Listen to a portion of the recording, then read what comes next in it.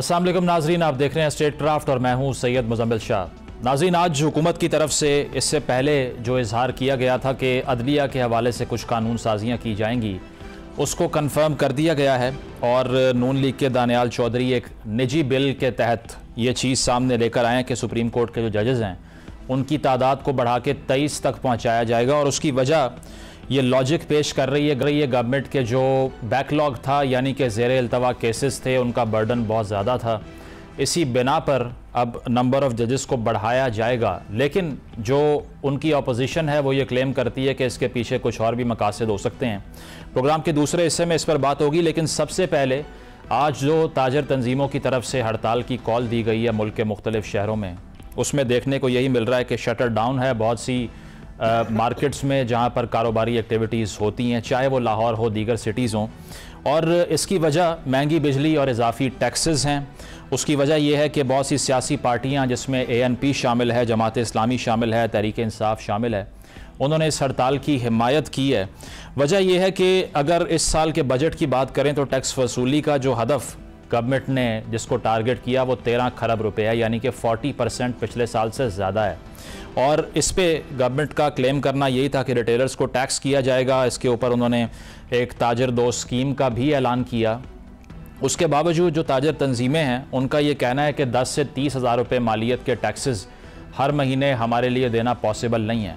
अब सवाल ये है कि आया हुकूमत कुछ रिफॉर्म की तरफ आएगी, निगोशिएट करने की बात करेगी, या फिर हाई हैंडेडनेस से ही इस सारे मामले को डील करेगी। इससे पहले कि मैं पैनल की तरफ जाऊं, हमारे साथ सदर मरकज़ी तंजीम ताजरान पाकिस्तान मौजूद हैं, काशिफ चौधरी साहब। काशिफ साहब, बहुत बहुत शुक्रिया।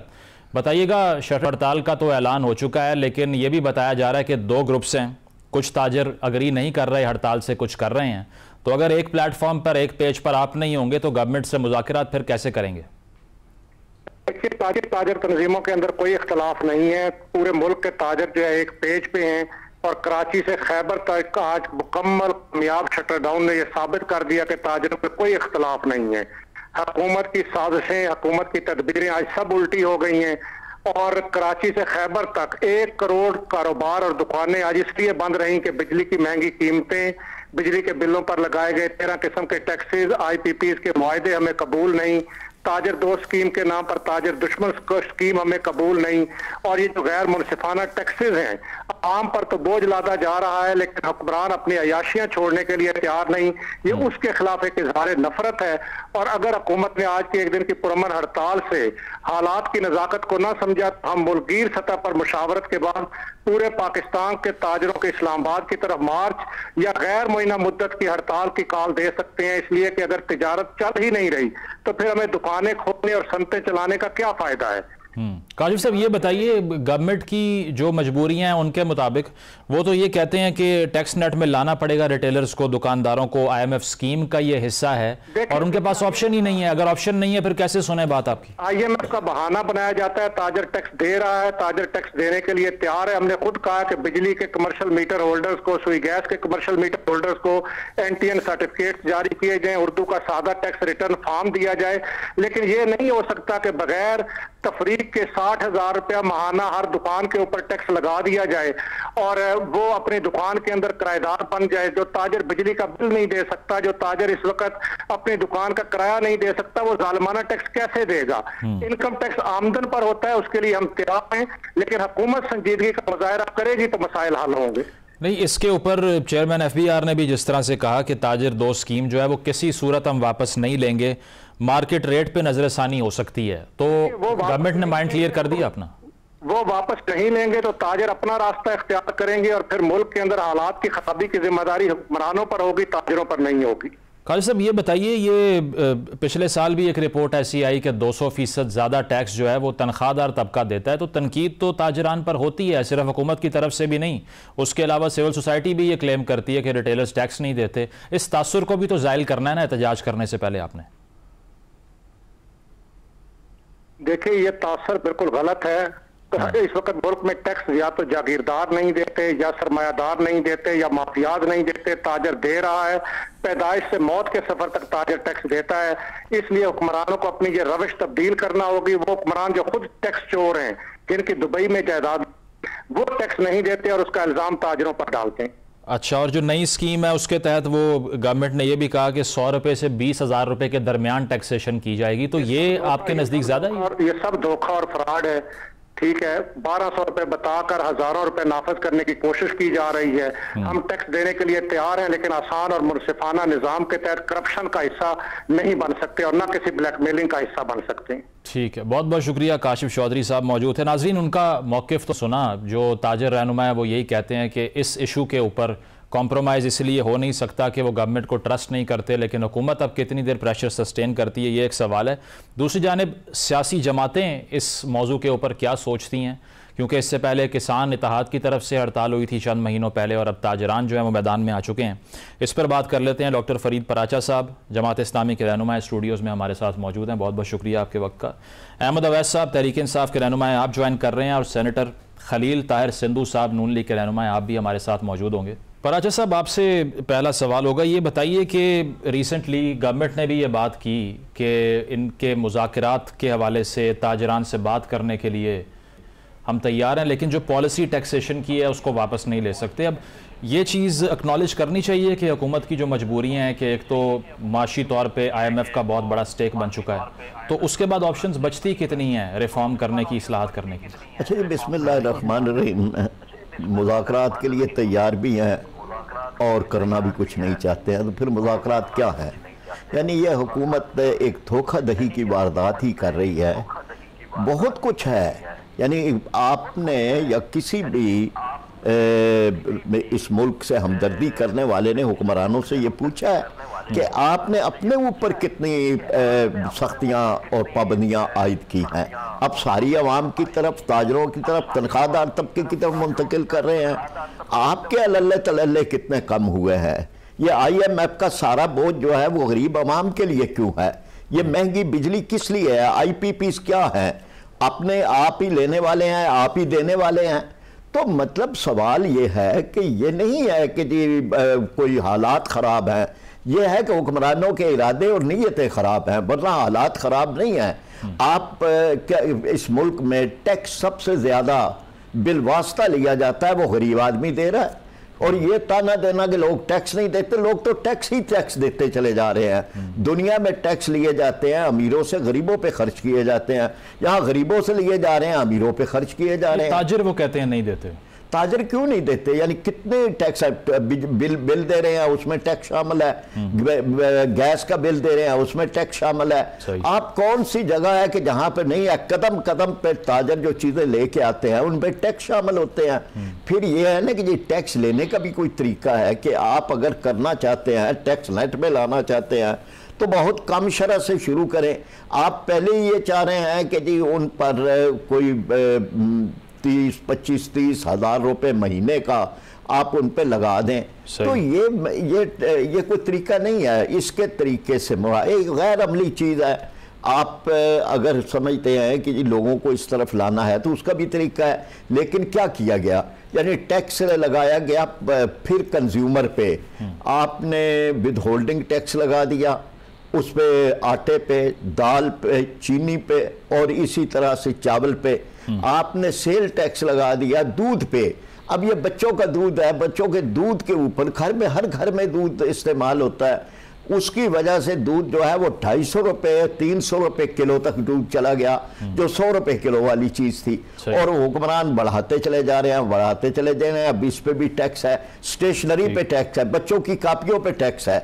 इसीलिए आज एक बहुत ही मुकम्मल हड़ताल थी, यानी एक तारीखी हड़ताल है। और मैं मुबारकबाद देता हूँ काशिफ चौधरी साहब और दीगर जितने ताजर तंजीमें भी, और हाफिज नईमुर रहमान साहब की जिनकी तरफ से अपील थी, तो इनको कि अल्हम्दुलिल्लाह कौम ने उनकी अपील पे, ताजरों ने उनकी अपील पे लब्बैक का, और उन्होंने अपने कारोबार बंद करके हुक्मरानों को ये मैसेज दिया कि आप हमारे कारोबार बंद कर रहे हैं, हम खुद करते हैं, ताकि आप तक ये जाए कि आपका ये कारोबार बंद करने का लोग कबूल नहीं कर रहे। बिल्कुल खलील साहब, ये आपने गुफ्तगू सुनी पराचा साहब की भी, इससे पहले जो ताजिर रहनुमाओं से हमने बात की।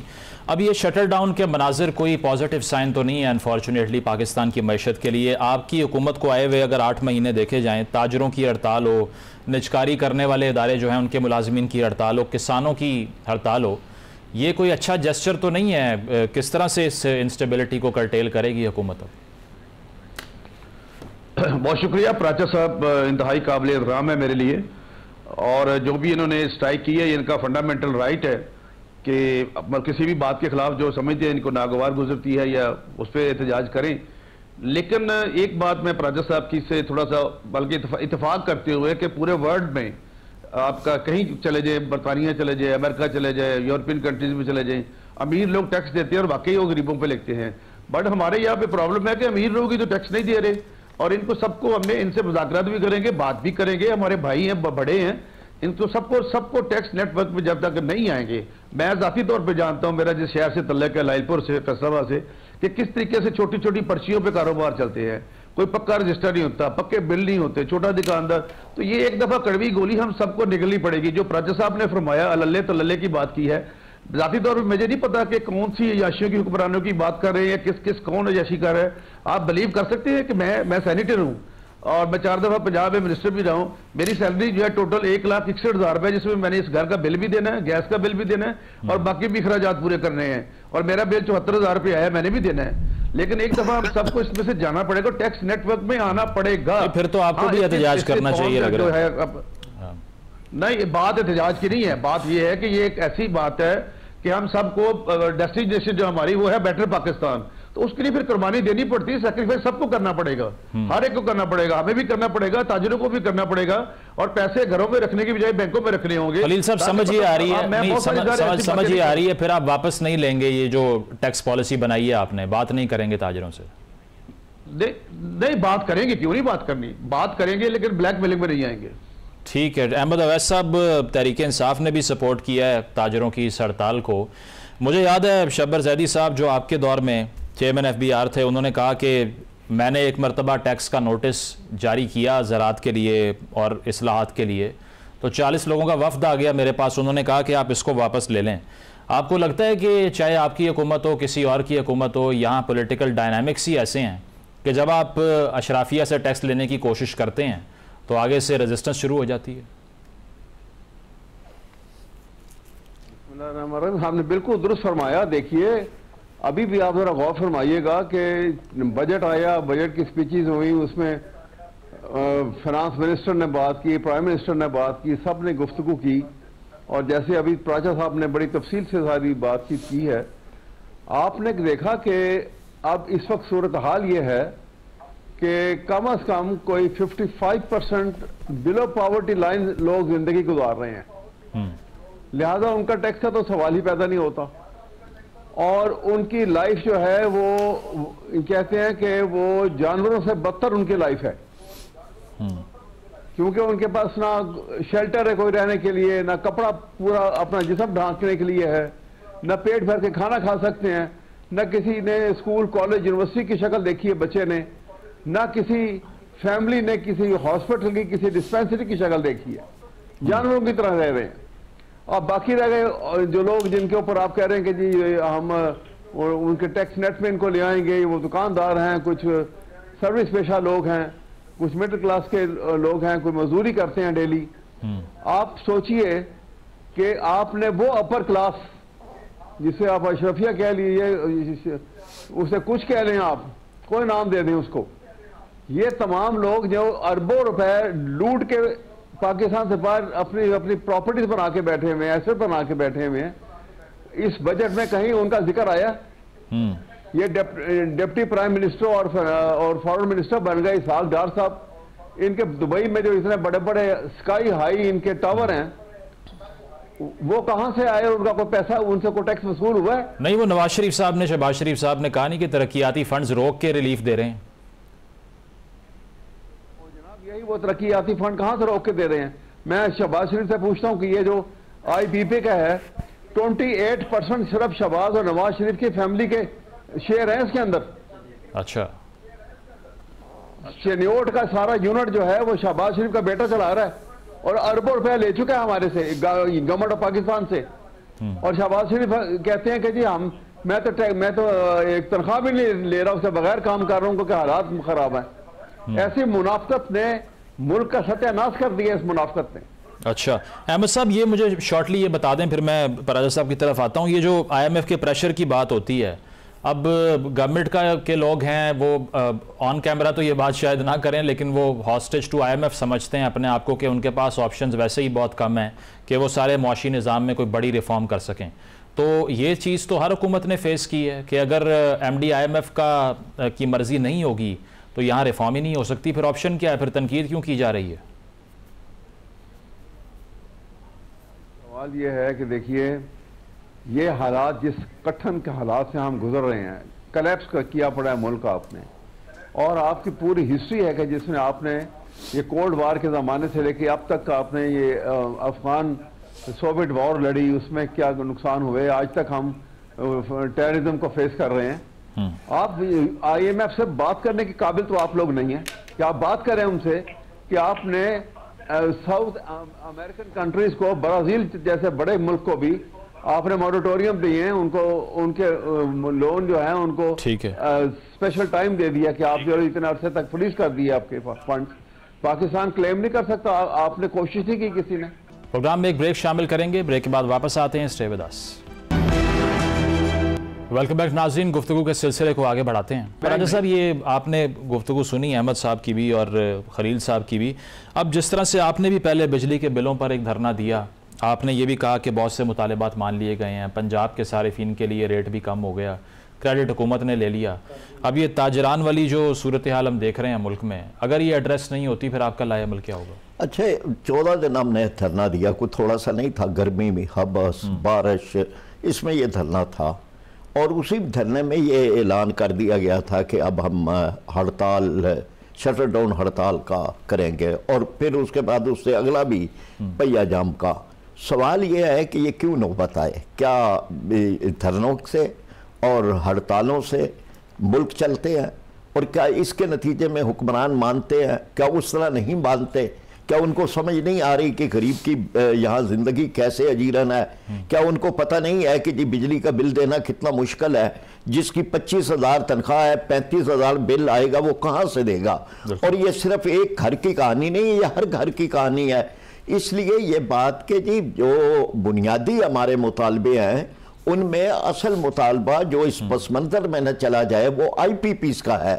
ये एक खुली लूट मार है, ये धोखाधड़ी है, ये वारदात है, एक वारदात डाली जा रही है कौम के साथ, और 1994 से हर पार्टी इस वारदात में इजाफा कर देती है। वो उनके भी 2, 4, 5, 10, 15, 20 उनके भी शामिल हो जाते हैं पावर प्लांट्स, और ये इसमें कैपेसिटी पे दे रहे हैं। अभी खलील साहब कह रहे हैं जी पूरी दुनिया में, ये पूरी दुनिया में एक नमूना भी खलील साहब दिखा दें कि इस तरह का एग्रीमेंट किसी भी पावर वालों के साथ किसी मुल्क ने, मिस्र ने और किसी मुल्क ने ये किए हों।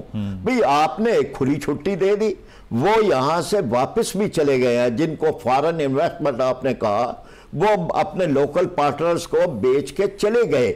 हम फिर डॉलरों में दे रहे हैं अदायगी, डॉलरों में अदायगी के लिए IMF से पैसे ले रहे हैं। नहीं, वो अवैस लगारी साहब ने कह दिया ना कि अब इसका कुछ नहीं हो सकता। क्यों नहीं हो सकता? सारा मसला IPPs लेकिन ये भी कौम से धोखा दे रहे हैं, क्यों नहीं हो सकता? मैं आपसे अर्ज करता हूं, 1994 में जो पावर प्लांट्स लगे थे वो अब तक नाकारा हो चुके हैं। आप मुद्दत गिन लें, कितनी मुद्दत गुजर गई है।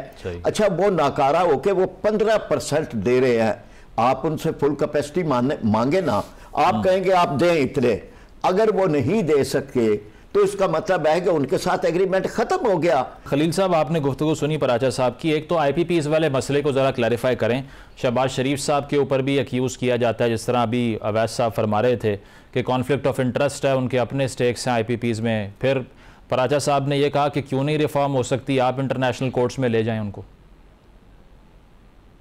पराचा साहब की बात जो इंटरनेशनल कोर्ट्स वाली है, दैट अपील्स मी, लेकिन जो अभी अहमद अवैस साहब, इंतहाई मैं उनके एहतराम करता हूं, लेकिन ऑलवेज पर्सन स्पेसिफिक सर बात कर देते हैं। हमारे सीनियर है, इनको पूछे इमरान खान के जो 2 मिनिस्टर थे, अब्दुल रज़ाक शेख दाऊद या वटेवर, और एक दूसरा, उनकी क्या IPPs की नहीं थे सारे? और ये किसने शुरू किया है? ये तो पूरे आप बिल्कुल दुरुस्त बात फरमा रहे हैं कि इसको किसी तरीके से, लेकिन अब प्रॉब्लम इज दैट कि पराचा साहब इनसे इतना तो पूछ लें कि ये बारूदी सुरंगें बिछाई किसने?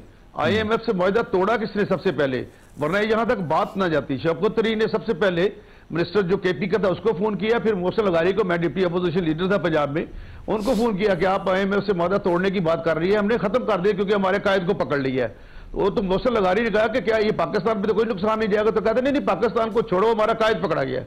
जब आप पर्सन स्पेसिफिक हो जाएंगे तो फिर इस तरह से हालात। अब मसला तो ये है जो प्राचा साहब कह रहे हैं कि मिलजुल कर इसको बैठकर जो कॉमन इश्यूज हैं, वो आम आदमी का जो जिस्म और रूह का रिश्ता बरकरार रखना मुश्किल है, बिल्कुल मुश्किल है, उसके लिए काम करें और उसमें सब बैठे। मेरी हम्बल साहब मिशन अहमद अवैस साहब से भी कि इसका लिए को कॉमन सब, जिस तरह प्राचा साहब सीनियर आदमी हैं, बड़े बिजनेसमैन है, मिलजुल कर एक रास्ता निकाले ताकि किसी नतीजे पर पहुंचा जा सके और आम आदमी की जिंदगी उसको आसान बनाया जा सके जी। और ये बरूदी सुलूक जो बिछाई थी उनको अब खत्म करने की जरूरत है। चलें, इस पे तो यकीनन आपने सही कहा, कंसेंसस चाहिए। एक और इशू अहमद अवैस साहब, चूंकि आप भी लीगल मामलात को समझते हैं, अब सुप्रीम कोर्ट के जो जजेस हैं उनकी तादाद को अब 23 करने की बात की जा रही है और दानियाल चौधरी साहब निजी बिल लेकर आ गए हैं। गवर्नमेंट की लॉजिक तो यही है कि वर्कलोड ज़्यादा है, बैकलॉग ज़्यादा है। आपका भी यही ख्याल है इस सारी लेजिस्लेटिव प्रोसेस से जो करना चाह रही है हुकूमत? देखिए, ये वर्कलोड जो है, आप देखिए इंडिया कितना बड़ा मुल्क है हमसे, और आपको पता है कि पॉपुलेशन के नुक्ता नज़र से और रकबे के नुक्ता नज़र से 6 टाइम पाकिस्तान से बड़ा है। और वहां पे जजेस की तादाद देख लीजिए सुप्रीम कोर्ट की, गालिबन 26 की 27 है उनकी। आप अंदाजा लगाइए कि 1.5 अरब की पॉपुलेशन और ह्यूज एरिया, और वहां जजेस जो हैं वो 26-27 हैं, और आप उससे 5-6 गुना कम पॉपुलेशन के साथ, और आप यहां पे 23 तादाद बढ़ा रहे हैं। काम करने का दिल नहीं चाहता है और आप उसको मिसयूज करना चाहते हैं। मिसयूज किस तरह अहमद साहब, ये समझाए ना, मिसयूज किस तरह करना चाहती है हुकूमत? मैं बता रहा हूं आपको। देखिए, अभी आपने देखा कि ये फैसला फुल कोर्ट बैठा रिजर्व सीट्स के इशू के ऊपर, और सुप्रीम कोर्ट ने इस इशू पे कि PTI पॉलिटिकल पार्टी है और इलेक्शन कमीशन ऑफ पाकिस्तान का फैसला गलत था, 11-2 की रेशो है इसके ऊपर। और उनको ये लग गया पता कि वो जो बैठे हुए थे कि हम अमेंड करके कॉन्स्टिट्यूशन और फला की जो है वो एक्सटेंशन कर देंगे, उनकी मुद्दत बढ़ा देंगे, उनकी एज लिमिट बढ़ा देंगे, वो सारा धरे का धरा रह गया। कमिटमेंट की हुई थी। अब उसकी जगह के ऊपर अब उनको ये नजर आया कि ये तो आगे ये जज साहब जो हैं ये तो रिटायर हो जाएंगे, चीफ जस्टिस साहब, अक्टूबर के अंदर। अब तमाशा लगा रहे हैं। आप देखिए क्या अजीब और गरीब बात कर रहे हैं वहां पे बैठे हुए कि जी एक बैठेगा सुप्रीम कोर्ट कहता है कि आर्टिकल 175(6) में कि there shall be chief justice and the जजेस of the high supreme court, और आप उसके ऊपर ये एक नया तमाशा लगाने लगे हैं। अल जहाद ट्रस्ट केस मौजूद है, एक लार्जर बेंच का फैसला सुप्रीम कोर्ट का। मैं कहना चाह रहा हूं कि ये इन्होंने जो तादाद बढ़ा के ये न्यूमेरिकल स्ट्रेंथ को बदलना चाह रहे हैं, और ये बदनीयती से पाकिस्तान की निजाम को खराब कर देंगे पूरे का पूरा। अभी आपने देखा इन्होंने क्या किया कि जो एक फुल कोर्ट ने बैठ के फैसला दिया, एक सिंपल लेजिस्लेशन करके उसको नलिफाई करने की कोशिश कर रहे हैं। कभी ऐसा भी हुआ है? सही, मतलब आप कहते हैं मैलिफाइड इंटेंशन इन्वॉल्व है गवर्नमेंट की इंतहा हद तक। इसका मतलब तो यह है कि आप जो 3 पिलर्स के ऊपर स्टेट खड़ी हुई है, एक पिलर को गिरा रहे हैं आप। जुडिशरी के क्या 2 पिलर के ऊपर स्टेट खड़ी हो सकती, गिर जाएगी। इन्हें क्या होगा, ये इनके सारी एसेट बाहर है।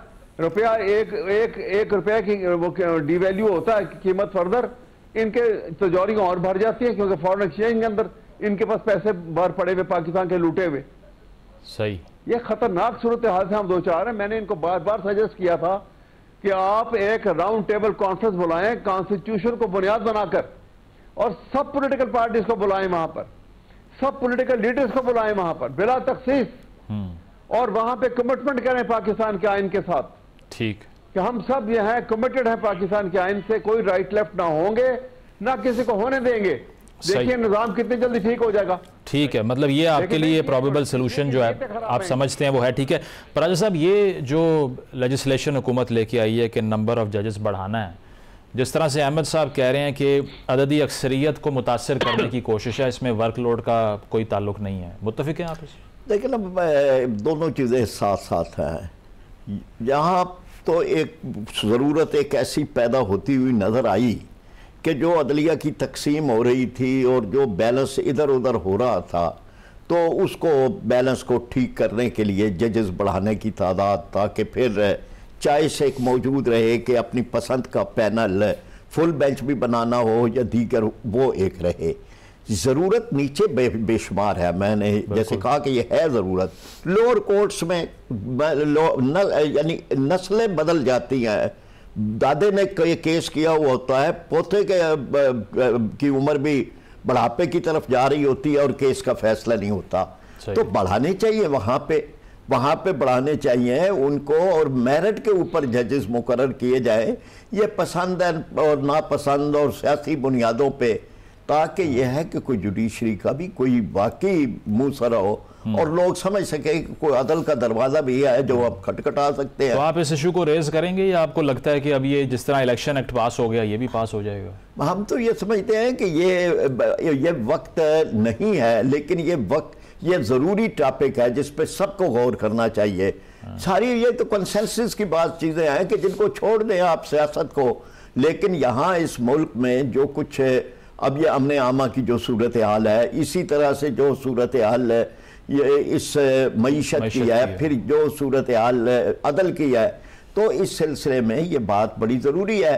लोगों को इंसाफ नहीं मिलता और फिर जो इदारे इंसाफ देने वाले या अमन देने वाले हैं, पुलिस है या दीगर इदारे हैं, उनको उनके नुकसान हो रहे होते हैं। तो ये बड़ा संजीदगी से सोचने वाला मौजूद है। बिल्कुल। खलील साहब, ये आपने सुना जो पैनलिस्ट की राय है, इस पर लास्ट 2 मिनट से मैं चाह रहा हूँ कि आप इसको एड्रेस करें कि जो परसेप्शन अब डेवलप हो रहा है कि अगर सुप्रीम कोर्ट का एक फ़ैसला आया 22 जुलाई का, इसके बाद पहले इलेक्शन एक्ट ले आए और अब ये जो तादाद बढ़ाने की बात हो रही है, इसको भी आपकी सारी अपोजिशन डाउट कर रही है कि आप नंबर गेम चेंज करना चाह रहे हैं, इस तासुर को ज़ाहिर करना पड़ेगा? नहीं, मेरी बात सुने। मैं 96 से सर वकील हूँ, एडवोकेट प्रैक्टिसिंग लॉयर हूँ और अब भी प्रैक्टिस करता हूँ।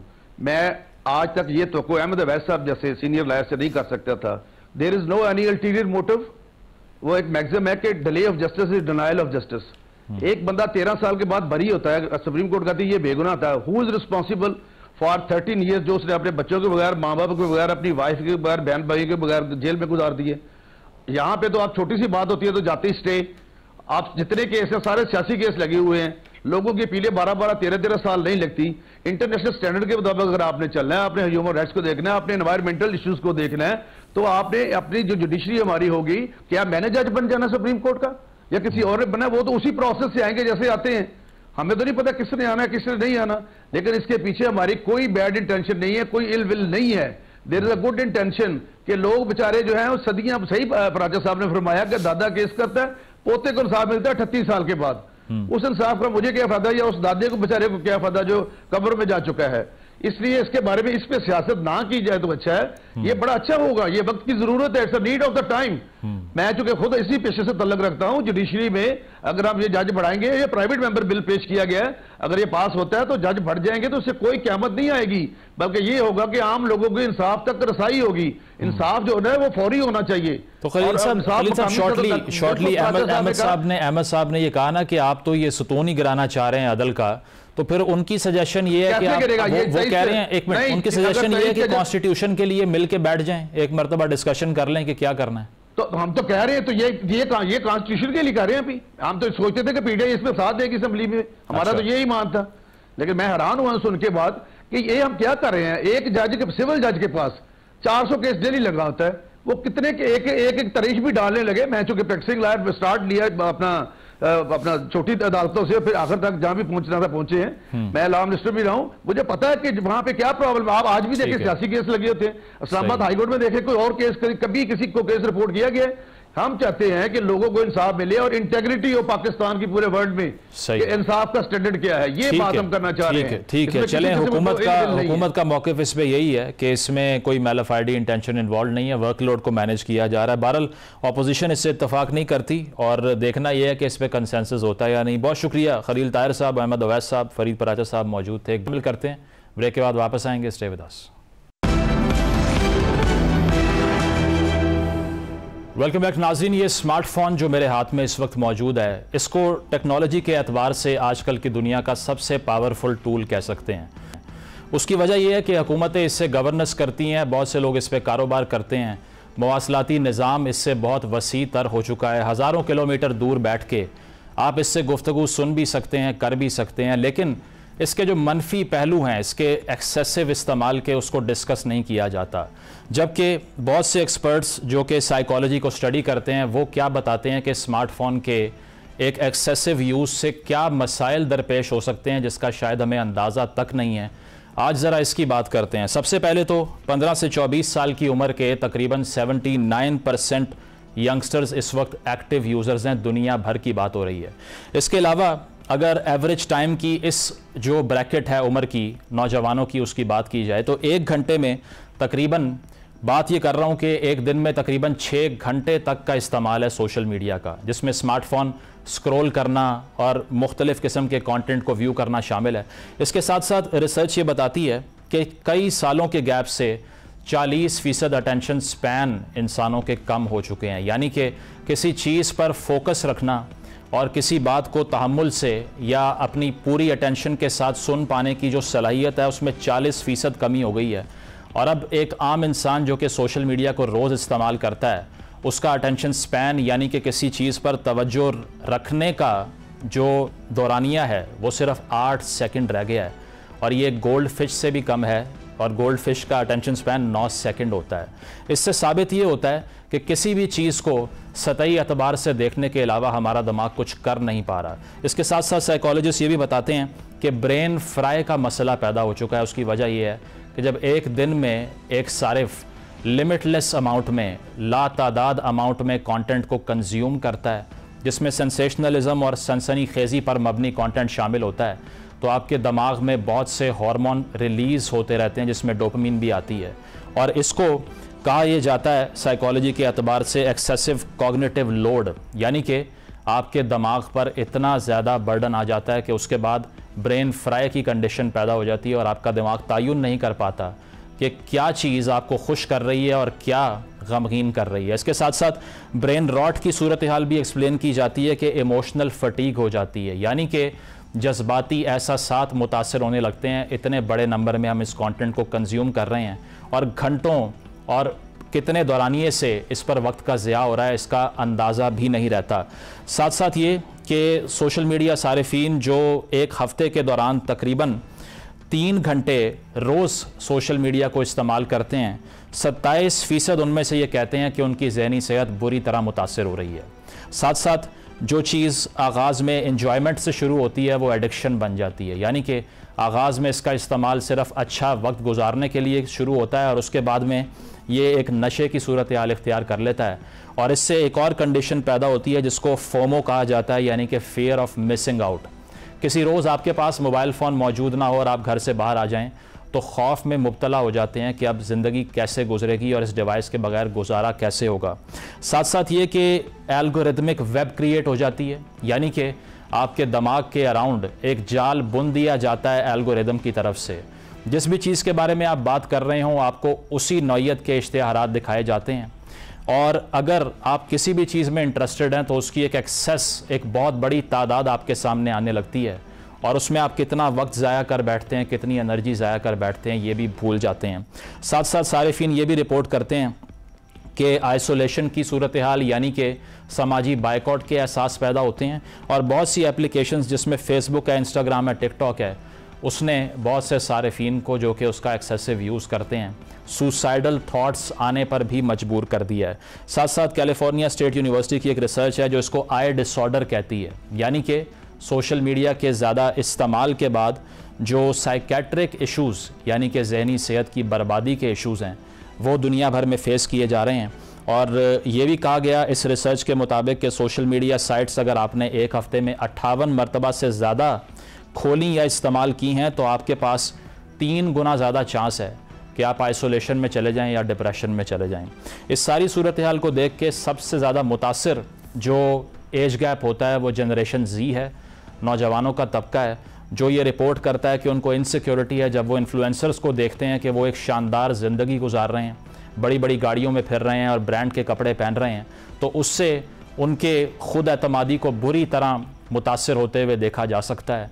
और बहुत सी ऐसी चीज़ें जो सोशल मीडिया पे लाइक्स और कमेंट्स और शेयर के लिहाज से आपको खुश करती हैं वो बहुत टेम्प्रेरी होती हैं, सस्टेन नहीं कर पाती, और उसी की बुनियाद पर डिप्रेशन आपको जकड़ लेता है। इससे बचने का तरीका क्या है? इससे बचने का तरीका ये है कि अब कहा यह जाता है कि इन तमाम मसाइल की तरफ अगर देखा जाए तो इसमें कोई शक नहीं है कि सोशल मीडिया का इस्तेमाल बहुत ज़रूरी है, लेकिन ज़्यादा इस्तेमाल ज़हनी सेहत के बहरान का बायस बन रहा है।